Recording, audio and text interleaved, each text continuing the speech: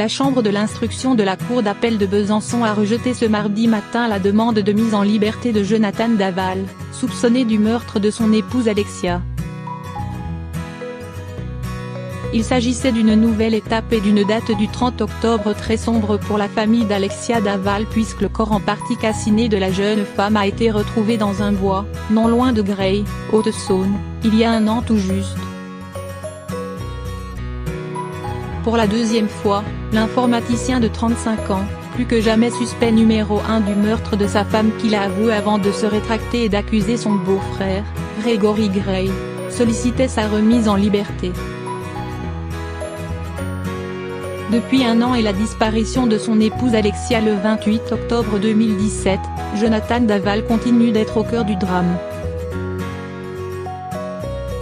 Jonathan Daval doit s'exprimer par visioconférence.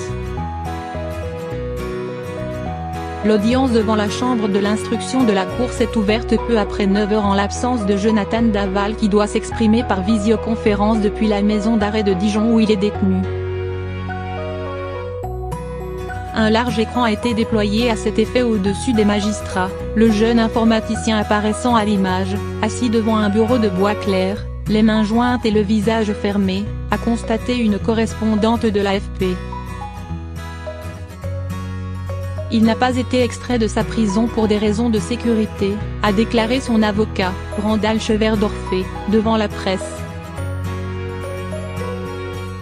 Peu après l'ouverture des débats, le ministère public et M. Chevert-Dorfé ont demandé le huis clos, tandis que M. Gilles-Jean Portéjoie, avocat de la sœur d'Alexia Daval, Stéphanie Gay et de son mari Grégory Gay, se prononçait en faveur d'une audience publique. Outre Stéphanie et Grégory Gay, les parents d'Alexia, Isabelle et Jean-Pierre Fouillot, ont également pris place sur les bancs des parties civiles. Je suis là pour l'appel, du refus, de la remise en liberté, c'est tout.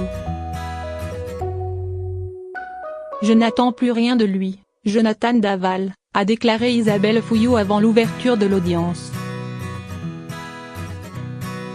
Une synthèse des charges présentées. Lors de l'audience de la cour d'appel de Besançon, une synthèse des charges pesant contre Jonathan Daval a été présentée.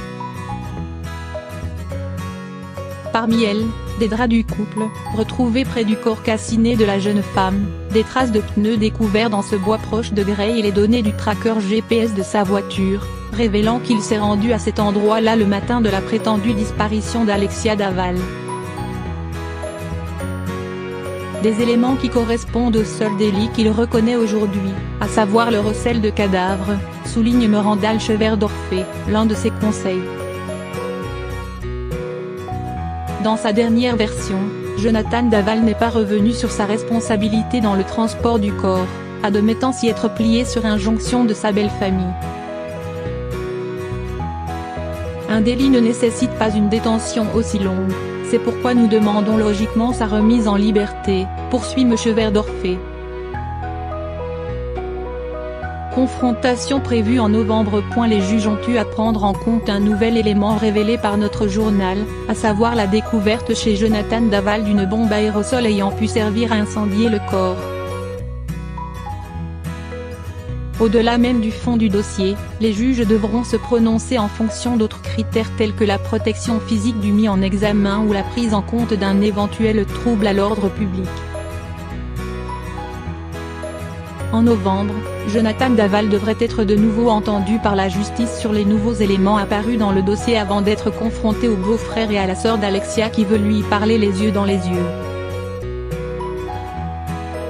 Les parents de la jeune femme ont également demandé d'assister à cette confrontation.